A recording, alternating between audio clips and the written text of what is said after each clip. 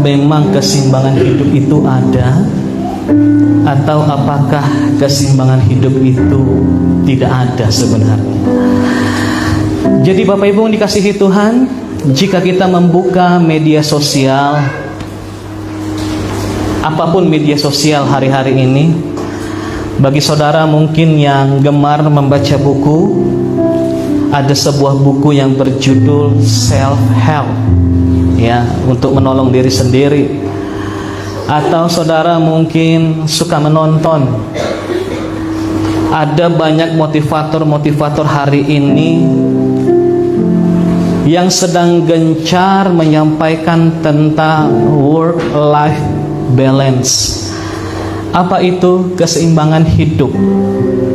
Motivasi-motivasi mulai diberikan, penjelasan-penjelasan mulai dijabarkan dalam buku-buku, agar banyak umat manusia mengalami keseimbangan hidup.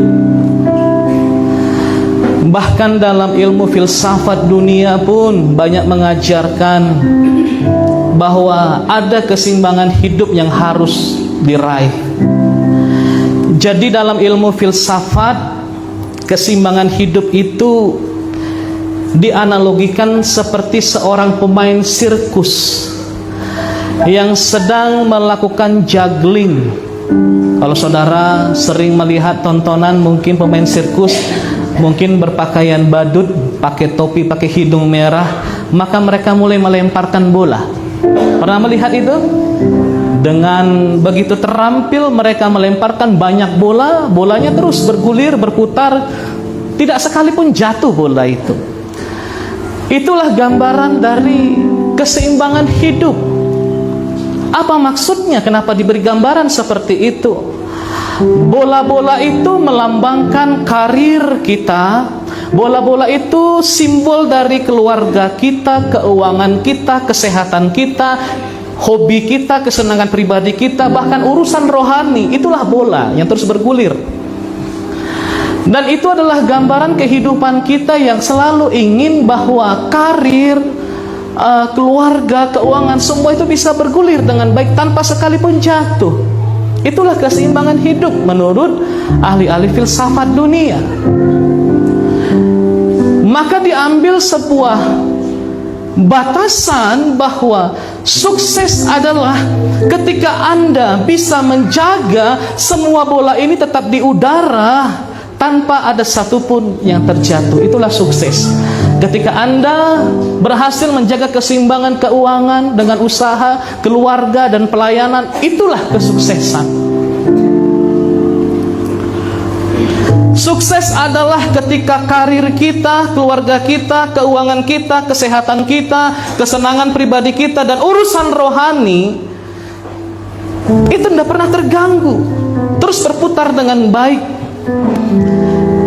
Ada keseimbangan yang disebut dengan keseimbangan vertikal dan horizontal, di mana keagamaan kita tetap kita jalankan, namun hal-hal duniawi tetap terpelihara.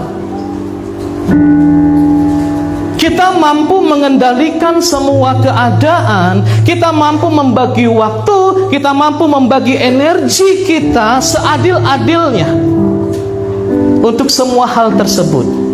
Nah, saya ingin bertanya, apakah saudara merindukan kehidupan yang seperti ini? Amin. Yang merindukan, yang mengimani, punya hidup seimbang seperti ini, boleh angkat tangannya, saya ingin tahu. Semua mengimani? Oh enggak, sekitar 25% saja yang mengimani.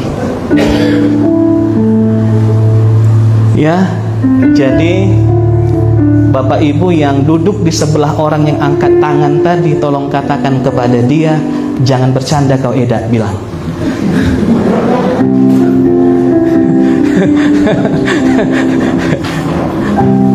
Kita harus jujur-jujuran yang beragama ini. Siapa yang punya kehidupan seperti itu? Boleh angkat tangan, coba jujur. Semuanya seimbang, semuanya berjalan dengan baik. Maka saya katakan jangan bercanda saudara. Itu hanya teori, itu hanya motivasi.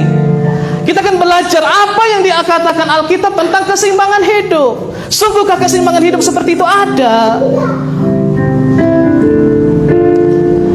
Ahli-ahli filsafat itu menjanjikan keseimbangan hidup melalui kendali diri.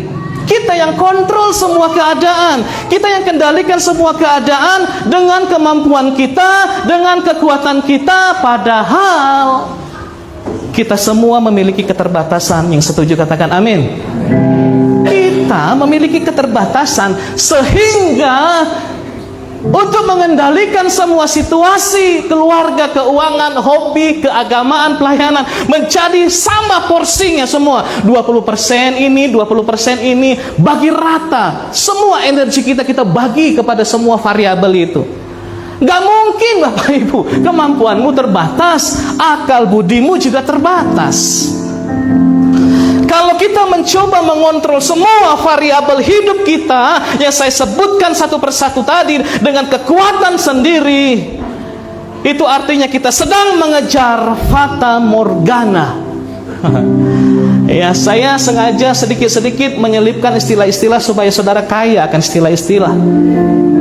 Jangan kita karena tinggal di kampung lalu kita nggak mengerti istilah-istilah yang dipakai orang-orang berpendidikan. Kita seperti mengejar fata morgana. Apa itu fata morgana?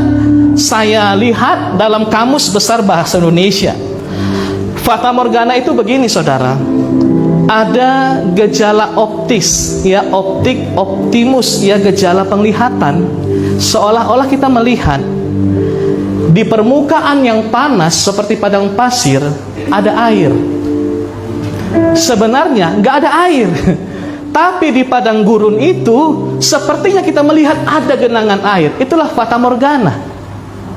Kita mengejar itu seolah-olah keseimbangan hidup itu ada, tapi tidak ada sebenarnya. Arti yang kedua dari fata morgana adalah hal yang bersifat hayalan dan tidak mungkin dicapai. Seimbang semua variabel dalam semua bagian kehidupanmu, saya katakan itu fata morgana, itu hayalan, itu mustahil. Yang mengerti katakan amin. Capek saudara punya impian seperti itu. Lalu bagaimana dengan kita? Sering sekali sebagai orang percaya kita membawa konsep keseimbangan hidup itu ke dalam iman kita. Kita masukkan pemahaman keseimbangan hidup ini ke dalam iman kita, seolah-olah dengan iman kita bisa mencapai keseimbangan hidup. Tapi Pak, tidak ada yang mustahil bagi orang yang percaya kepada Tuhan, benar. Tapi untuk hal ini, maaf, iman gak banyak bisa menolong kita untuk membuat semua area kehidupan kita itu baik. Saya katakan maaf, kita hanya hidup di dunia hayalan saja.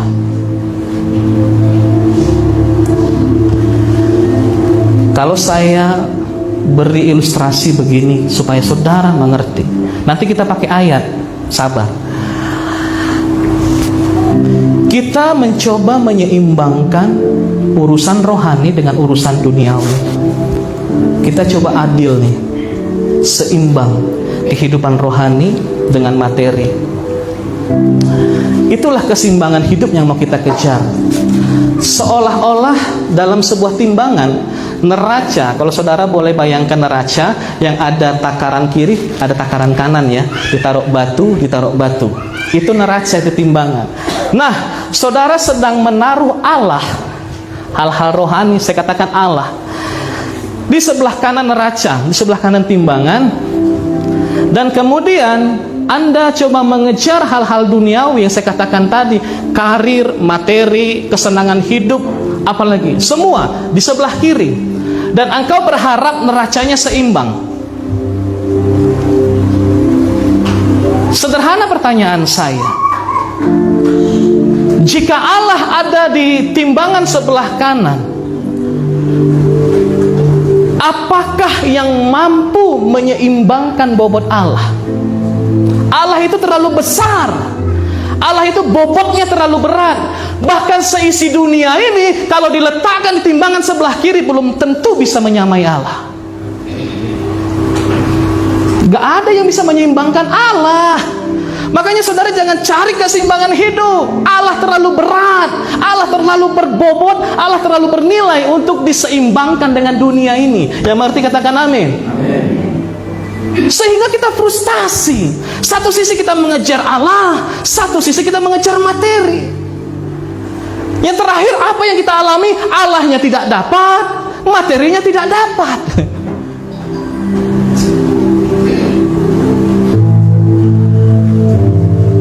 Jangan sampai terjebak dalam konsep keseimbangan hidup ini, Bapak Ibu. Lalu apa yang dikatakan Alkitab tentang hal ini? Nah, baru kita buka ayatnya, supaya kita jangan menjadi orang karismatik yang terlalu suka berhayal. Seandainya suamiku bertobat, pelayananku luar biasa, kantongku terisi penuh, semua suan-suananku berhasil. Aku ya mang tahe. Saya katakan bangun, bangun. Kelamaan kau tidur. Ya, kita buka ya Matius 6 ayat 33 yuk.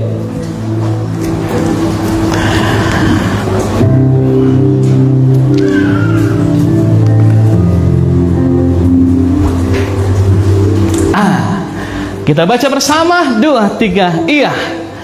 Tetapi dan maka, apakah ayat ini sedang membicarakan tentang keseimbangan hidup?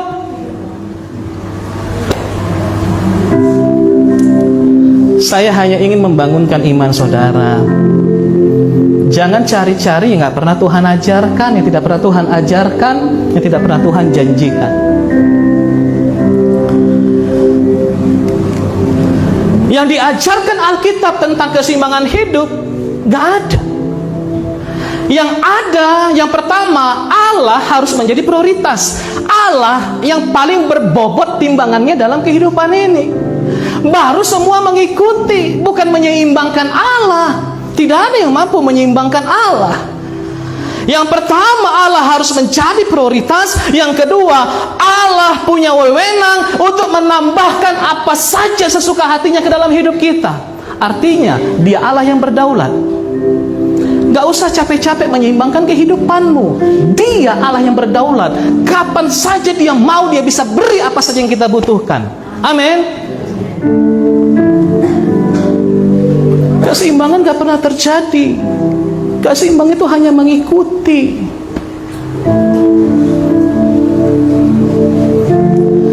Hidup berfokus kepada Dia yang sanggup melakukan apa saja di dunia ini. Itu yang Alkitab ajarkan. Percayalah kepada kedaulatan Tuhan yang bisa dengan sesuka hatinya, apa saja bisa diberikan, kapan saja bisa diberikan. Itulah yang harus kita imani, bukan keseimbangan hidup yang seperti kita hayalkan tadi.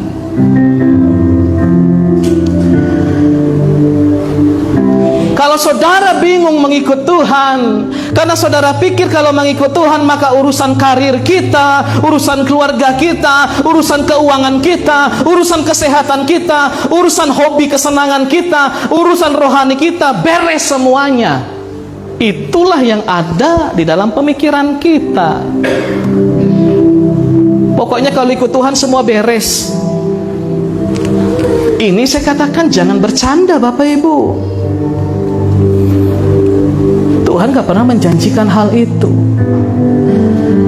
Alkitab hanya mengajarkan, meminta kita supaya kita menjadikan Allah sebagai pusat dari seluruh lingkaran kehidupan kita.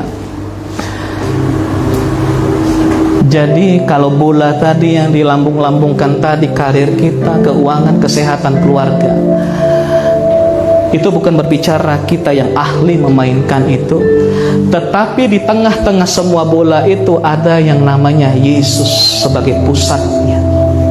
Nanti saudara nangkap.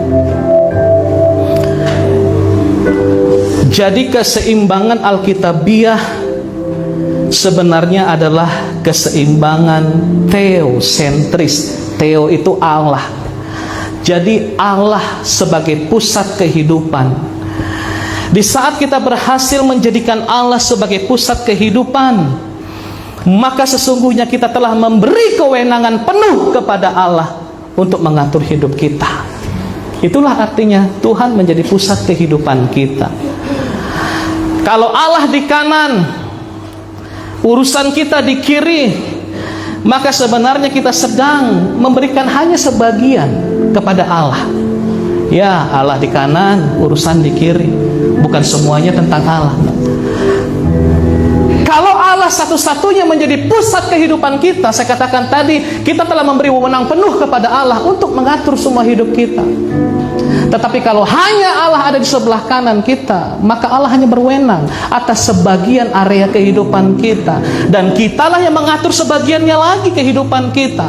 Nah, yang sering terjadi begini, area kehidupan yang kita atur sendiri menurut keinginan kita, ini sering kacau berantakan. Tetapi area yang betul-betul kita serahkan kepada Tuhan, ini biasanya selalu disertai Tuhan.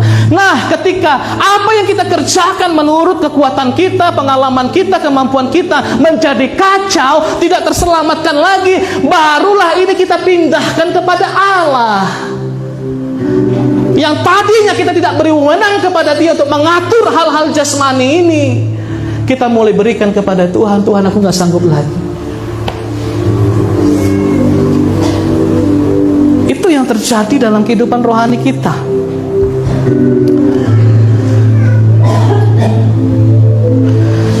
Jangan-jangan Bapak Ibu, ada bagian kehidupan kita yang hancur saat ini karena area itu engkau yang mengerjakannya sendiri.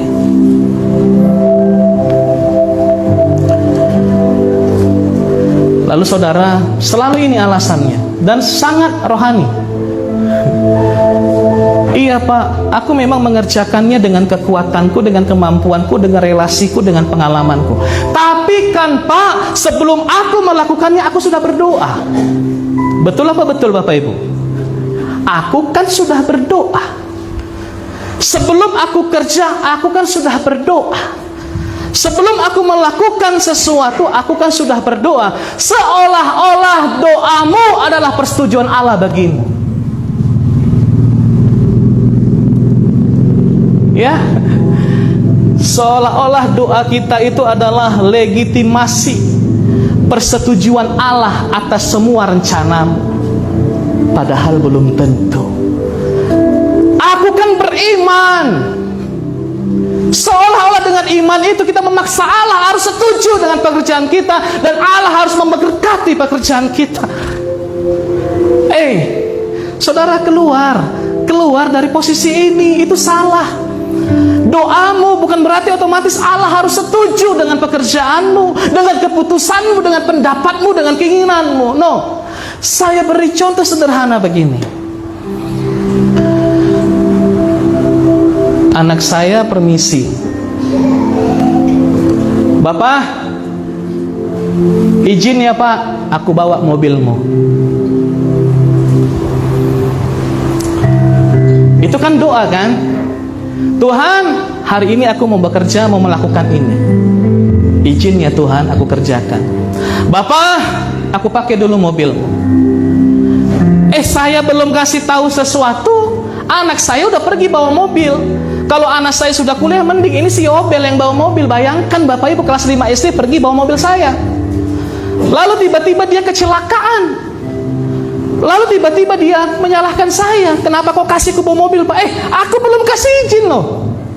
Tapi seolah-olah karena kau sudah permisi dengan bapakmu, seolah-olah bapakmu setuju dengan itu. No. Jangan saudara pikir karena kau berdoa, Tuhan sudah setuju merestui pekerjaanmu.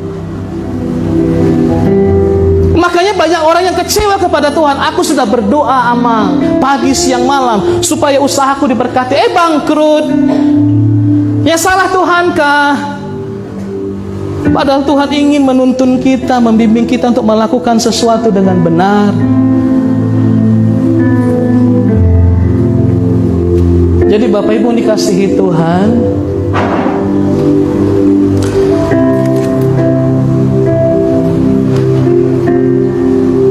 jangan pikir bahwa apa yang kita minta pasti diberikan oleh Tuhan.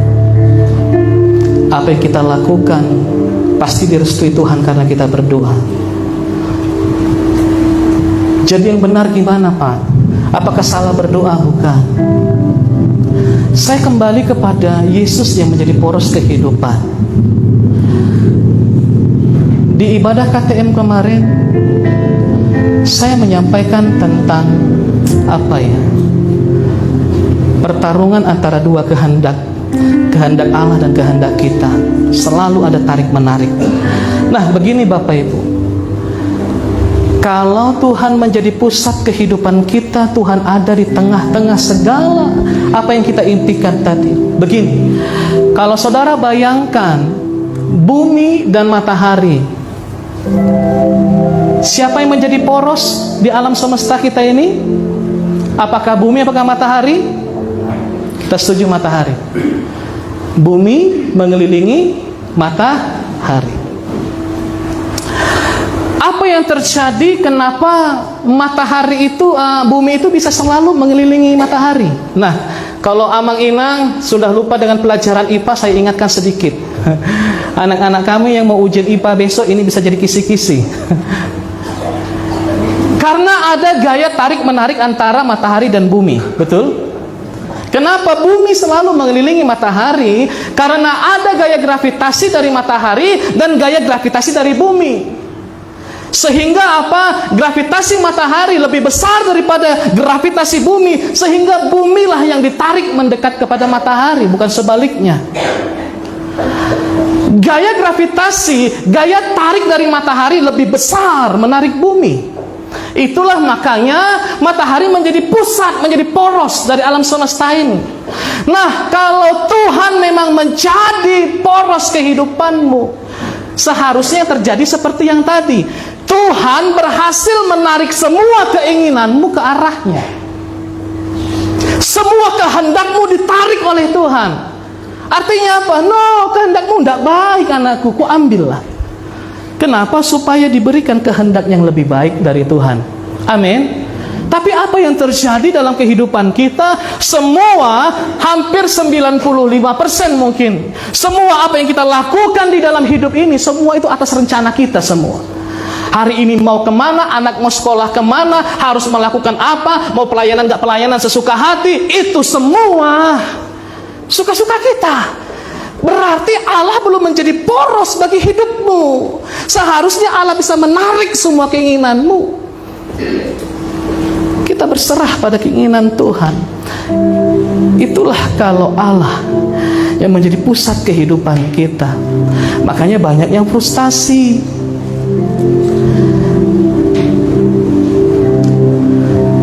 Karena dia terus mencoba dan mencoba untuk menarik Allah ke dalam rencananya. Doa-doa kita itu bukan doa yang tulus hati kepada Tuhan, tapi doa kita adalah sebuah usaha yang sah secara agama, secara kekristenan, untuk menarik Tuhan masuk ke dalam rencana kita. Yang menjadi pusat siapa? Kita atau Tuhan? Kalau memang Tuhan yang menjadi pusat, kitalah yang ditarik oleh Tuhan, bukan Tuhan yang kita tarik ke dalam rencana kita. Itu saya katakan, aku mau melakukan ini Tuhan, tarik Tuhan ke usaha itu supaya diberkati usaha itu. Bukan, Bapak Ibu. Semua rencanamu kau serahkan kepada Dia. Amin. Makanya banyak orang frustasi. Aku sudah berdoa, aku sudah beriman, aku sudah melayani, aku sudah beribadah. Mana hasilnya? Kecewa dengan Tuhan. Kenapa berhenti, Pak? Nangis Bapak? Mana tahu terharu Pak Injil. Memang capek ya, saudara, capek ya. Ya, saya percaya nanti jari-jari Bapak penuh dengan berlian itu. Rasa semangat. Mana tadi?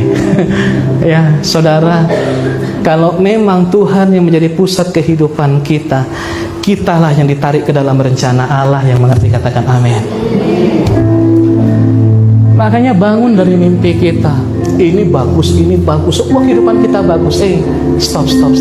Tuhan gak pernah beri rencana seperti itu.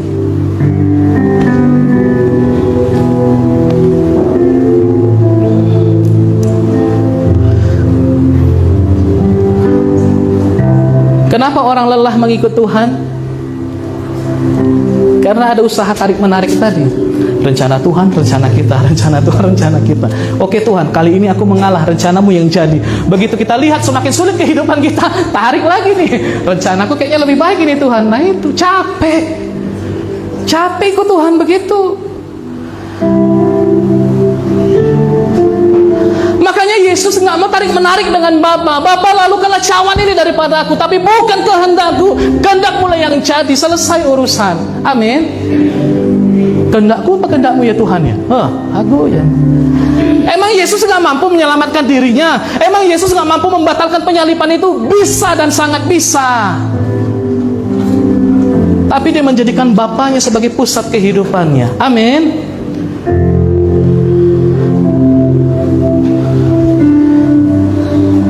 Dunia ini selalu mengajarkan, amankan dulu hidupmu, baru cari Tuhan. Tunggu Pak, suamiku bertobat, istriku bertobat. Tunggu ekonomiku pulih Pak, baru aku melayani. Itu ajaran dunia. Amankan dulu hidupmu, baru cari Tuhan, baru layani Tuhan. Tapi Yesus berkata, hidupi rencanaku, maka aku akan mengamankan hidupmu. Yang mengerti katakan amin. Kemarin saya katakan di ibadah KTM, Tuhan bukan menjawab doa untuk memenuhi kenyamanan kita. Sekali lagi ya, Tuhan tidak menjawab doa untuk memenuhi kenyamanan kita. Tuhan hanya menjawab doa-doa setiap orang yang tujuannya supaya hidupnya aman, bukan nyaman. Oke, kau minta kekayaan karena kau ingin nyaman di dunia ini. Tuhan belum tentu berikan, karena dengan kekayaan itu kau bisa saja meninggalkan Tuhan. Imanmu tidak aman, makanya Tuhan tidak kabulkan.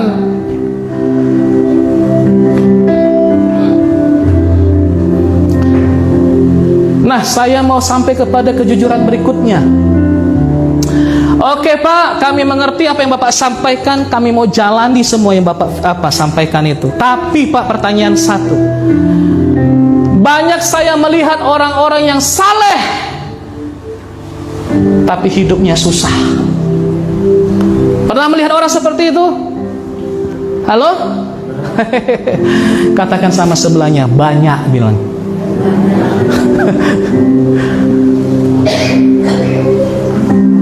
Jadi untuk apa Bapak khotbah seperti itu? Saya akan terangkan kepada saudara.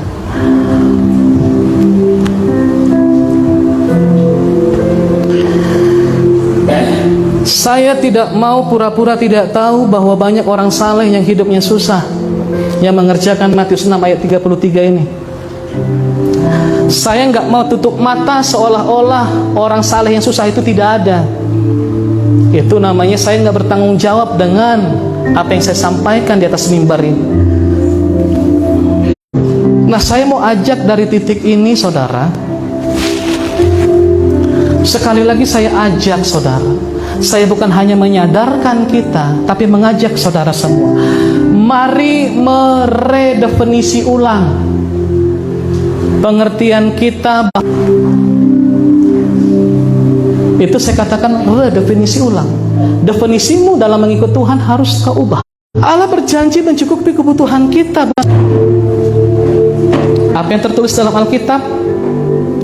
Nabi ini meninggalkan warisan kepada istri dan anak-anaknya, kekayaan. No. Nabi itu yang terkenal saleh dan takut akan Tuhan itu meninggalkan hutang kepada anaknya dan istrinya. Karena istrinya nggak sanggup membayar hutang almarhum suaminya, maka kedua anak laki-lakinya akan diambil untuk menjadi budak.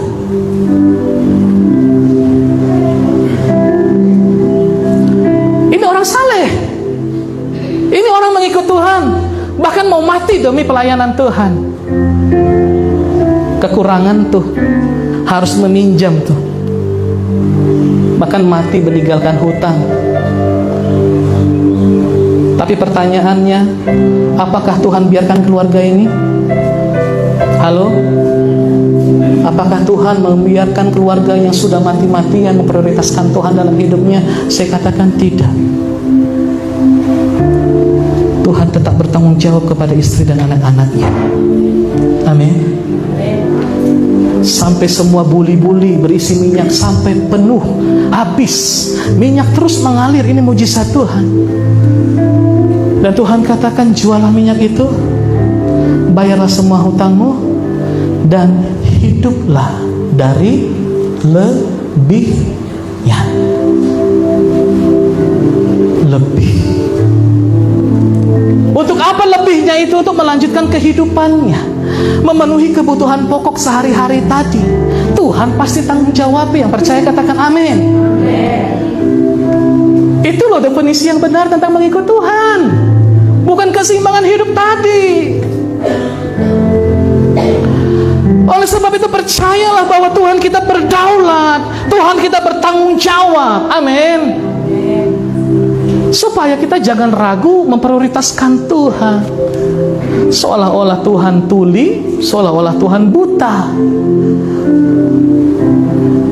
Nah, saya mau tarik benang merahnya begini, saudara.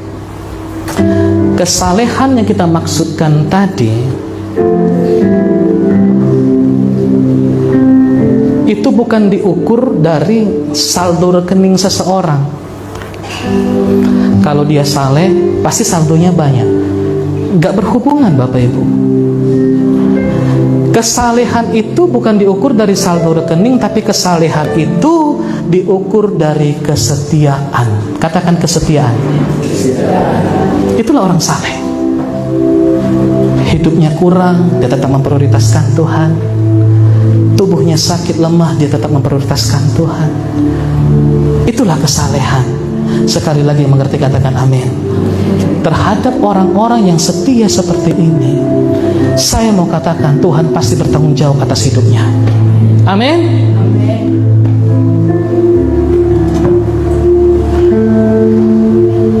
Kalau saya tarik lagi, mengkerucut, saudara, maka sesungguhnya keseimbangan yang alkitabiah adalah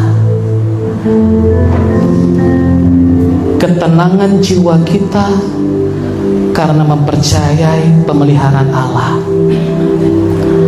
Allah tidak berjanji membuat hidup kita tanpa masalah, tapi Dia berjanji bahwa di dalam prioritasmu yang benar tadi, hidupmu tidak akan pernah kekurangan kasih karunia-Nya. Hidupmu tidak akan pernah kekurangan kasih karunia-Nya. Keseimbangan alkitabiah itu begini: semakin besar masalahmu, semakin besar kasih karunia Allah. Seimbang. Katakan seimbang. 2, 3 ya. Semakin besar persoalan hidupmu, Dia akan perbesar kasih karunia-Nya. Itulah keseimbangan kasih karunia. Semakin kecil persoalanmu, semakin kecil kasih karunia-Nya. Disesuaikan dengan masalah. Yang setuju katakan amin. Makanya semua orang yang setia berhasil melewati persoalannya. Amin. Itu keseimbangan, saudara. Bukan semuanya baik. Siapa di sini yang mau kasih karunia Tuhan semakin besar dalam hidupnya? Boleh angkat tangan. Yang sudah tahu jebakan saya pasti angkat tangan. Mau ya kasih karunia Tuhan semakin besar ya? Coba bilang sama yang bilang amin tadi, masalahmu harus lebih besar, tidak bilang. Loh. Inilah kan, ini nggak mengerti atau pura-pura nggak mengerti. Saya katakan tadi, keseimbangan alkitabiah itu adalah keseimbangan antara masalah dengan kasih karunia Allah. Kalau apa kunci apa itu, Pak? Tolong coba. D, Pak, D. Haleluya. Tadi saya belum nyanyi padahal udah mau siap. Wah, cepat juga kita siap ini. Ya. Haleluya. Oh, kunci C saja, Pak.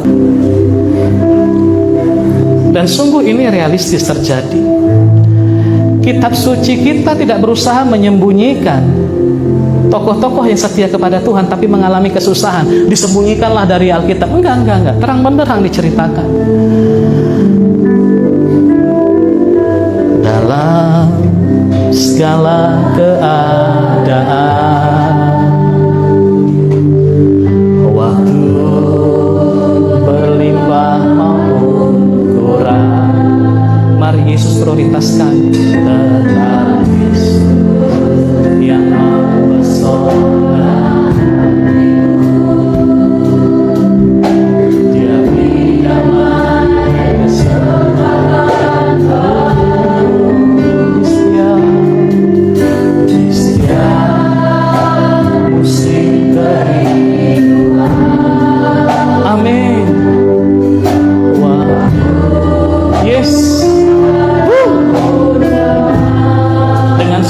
katakan tetap yang mempesona hatiku. Percayalah, dia hidup dan kesempatan baru.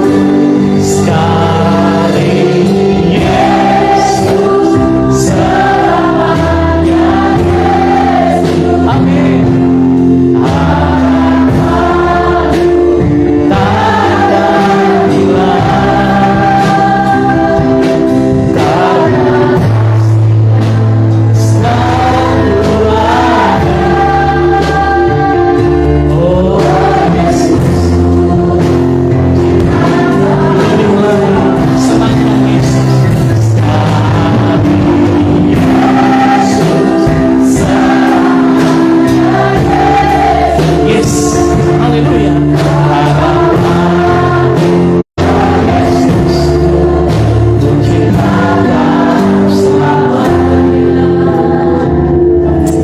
Tokoh-tokoh ini mengalami ketidakseimbangan yang sangat radikal. Terlihat sekali ketimpangan antara kesalehan dan kenyamanan. Jauh sekali. Saya mulai dari Habakuk. Saudara tahu siapa Habakuk ini? Dia hamba Allah. Dia nabi yang mengabdikan diri untuk kepentingan Allah. Habakuk itu hidup berdampingan dengan orang-orang fasik. Dan saudara tahu, hanya dia seorang yang mempertahankan kesalehan, yang memperjuangkan kebenaran, yang memperjuangkan mencari kebenaran. Apa nama satu lagi tadi? Matius 6:33 tadi, kerajaan Allah.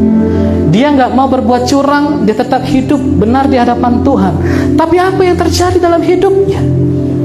Di dalam Habakuk 3 ayat 17.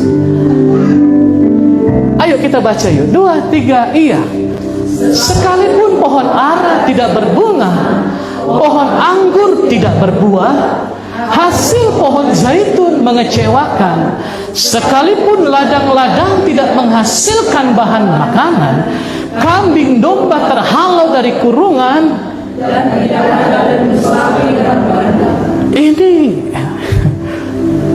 adik sedang mengalami ini hari ini, seperti Habakuk. Ini bahasa Ibrani apa ya? Porsyuk. Nyut hatinya orang saleh. Tapi Alkitab tidak menghapus ayat ini. Terang benderang diceritakan. Ada ketimpangan, bukan keseimbangan hidup, ketimpangan antara kesalehan dengan kenyamanan.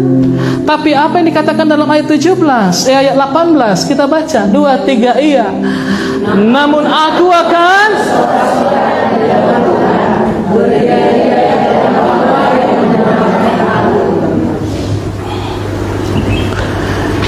ini saya katakan tadi ketenangan jiwa. Katakan ketenangan jiwa 2, 3, iya. Coba bilang sebelahnya, ketenangan jiwa, dan bukan sakit jiwa, bilang. Coba ayat 17 ini, coba buka lagi bang ayat 17. Siapa yang gak sakit jiwa, saudara, kayak gini gitu loh. Apa saja yang kau usahakan gagal semuanya. Sakit jiwa gak? Jangan saudara lihat saya sakit jiwa gitu ya, seolah-olah saya sakit jiwa. Enggak. Ada ketenangan jiwa, saudara. Amin. Di saat kita percaya Allah berdaulat untuk mengubah situasi kita, di situ ketenangan jiwa mulai lahir.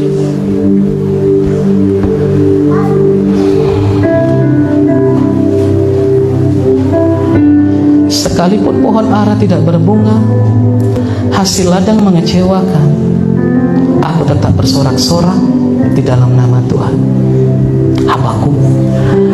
Yang kedua, tokoh yang sangat saleh, yang sangat populer dari sejak kita sekolah minggu, yang bernama Ayub.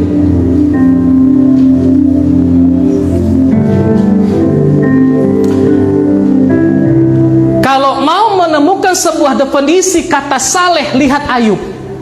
Kata saleh itu artinya keluar karena melihat hidup Ayub. Begitu saleh. Ayub adalah definisi tentang kesalehan. Di mana orang saleh ini hidupnya mendadak hancur. Katakan mendadak hancur. 2, 3 iya. Bukan mendadak dangdut. Saudara yang suka nonton film, ada judul film mendadak dangdut. Kalau mendadak dangdut ya enaklah joget-joget kan. Ayub mendadak hancur. Mendadak, tiba-tiba, tanpa aba-aba, tanpa beritahuan, hancur saja. Apa yang pertama hancur? Hartanya. Apa yang kedua hancur? Anaknya. Apa yang ketiga hancur? Kesehatannya. Apa yang keempat hancur? Hubungan dengan istrinya. Bahkan lebih miris begini ya Bapak Ibu ya. Memang kalau kita salah pilih teman, kita nggak akan dibangun olehnya. Teman-temannya mengatakan begini, mereka menuduh Ayub, pasti kau berdosa.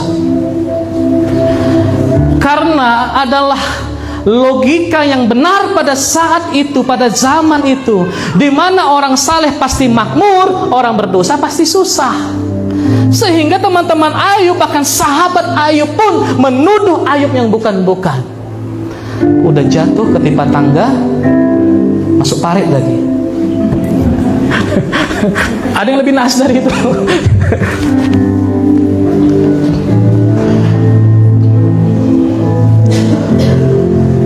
Tetapi lihat ya, terhadap orang saleh saya katakan Tuhan bertanggung jawab. Tuhan bertanggung jawab kepada siapa saja yang menjadikan Tuhan sebagai pusat kehidupan. Amin. Tuhan menegur logika yang dangkal ini. Orang saleh pasti makmur, orang saleh pasti sukses, orang berdosa pasti hancur, orang berdosa pasti susah. Tuhan menegur logika ini. Sampai suatu hari pengertian Ayub dipulihkan. Ayub merasa, aku nggak layak mengalami ini Tuhan karena kesalehanku. Itulah logika Ayub ketika melihat semuanya terjadi. Tapi ketika dia berjumpa dengan Tuhan, pengertiannya dipulihkan oleh Tuhan. Bahwa ikut Tuhan bukanlah jaminan semuanya dalam keadaan baik. Tapi apapun keadaan kita yang tidak baik, Tuhan bertanggung jawab kepada kita. Amin. Dan terakhir Rasul Paulus. Saudara tahu ya, saya nggak lanjutkan sampai akhir cerita Ayub karena kita semua tahu hidup Ayub dipulihkan, anak-anaknya diberikan Tuhan lagi. Namun yang diceritakan, yang tidak diceritakan, kan Ayub punya anak 10 lagi nih kan, 10 anaknya kan mati. Istrinya ngutuki Ayub, ngapain lagi kau berdoa? Lihat keadaanmu ini, lebih bagus kau mati dan kutuki Allahmu. Lihat ya, kalau saudara jadi istri Ayub, bayangkan aja posisimu istri Ayub. Pada saat kau berkata begitu, kau pergi meninggalkan Ayub enggak? Atau tetap di situ? Nah, ini enggak dituliskan dalam Alkitab ya. Sehingga saya berpikir begini, Ayub kan mendapatkan keturunan lagi 10 orang. Nah, itu dari istrinya yang itu, atau dia kawin lagi? Yang setuju dia kawin lagi, katakan amin. Oh, dari mana Pak anak-anak Ayub 10 lagi? Pasti kawin lagi. Jangan, Alkitab tidak menuliskan. Amin.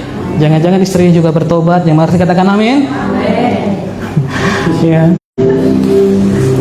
Paulus melepas sebagai Farisi, ahli Taurat. Itu levelnya di atas, puncak karir. Masih muda, masih panjang lagi karirnya. Tapi ditinggalkan dia semua demi memprioritaskan Tuhan. Tapi apa yang terjadi dalam hidup Paulus? Dia secara materi kekurangan, dia sering kelaparan, dia mengalami kedinginan, bahkan dia dipenjara. Di mana lihat letak keseimbangan itu? Harusnya orang yang melayani, mengorbani segalanya demi Tuhan, harusnya kan makmur, ya sukses. Tapi enggak.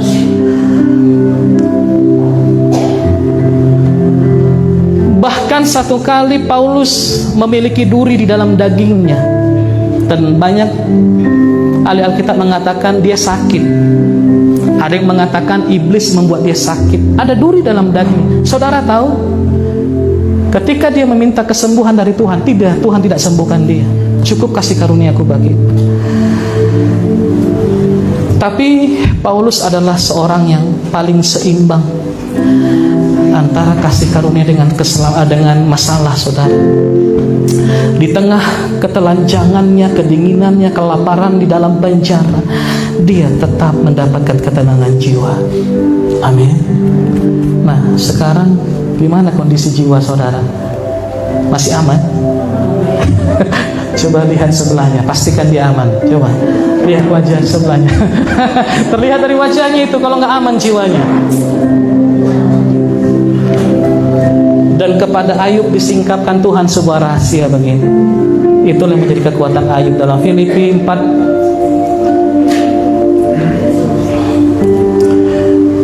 Saya baca aja begini ya. Kenapa Ayub bisa bertahan ketika dia kelaparan, kedinginan, telanjang dalam penjara?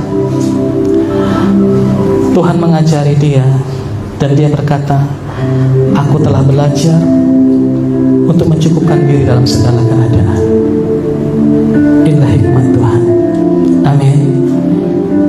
Dengan kondisi seperti ini, aku masih mengalami kasih karunia Tuhan. Oleh karena kasih karunia Allah, aku mendapat pengertian bahwa aku harus belajar mencukupkan diri dalam segala keadaan. Apa yang membuat saudara stres? Tidak berusaha mencukupkan diri dengan apa yang ada padamu. Engkau ingin sesuatu yang lebih daripada apa yang ada padamu. Ketika kau memohon kepada Tuhan supaya Tuhan berikan itu dan Tuhan tidak berikan, engkau stres. Bila rahasia kehidupan Paulus ini menjadi kehidupan kita di tengah-tengah kesulitan hari ini, jangan terlalu banyak permintaan kepada Tuhan. Amin. Cukup belajar mencukupkan diri dengan apa yang ada padamu. Yang mau katakan amin. Haleluya, haleluya. Saya tutup di sini, semoga saudara belum jenuh.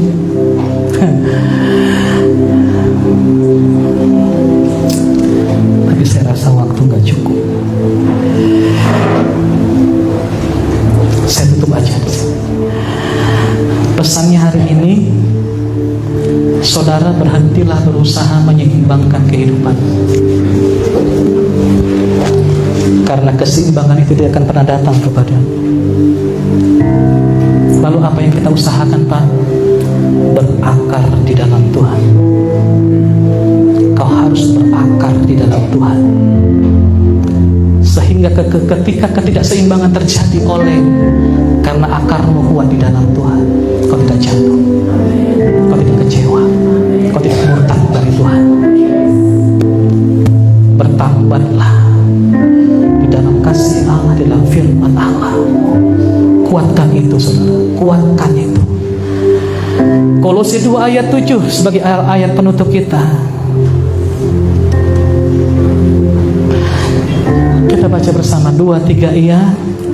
Hendaklah kamu berakar di dalam Dia dan dibangun di atas Dia. Hendaklah kamu bertambah teguh dalam iman yang telah diajarkan kepadamu. Dan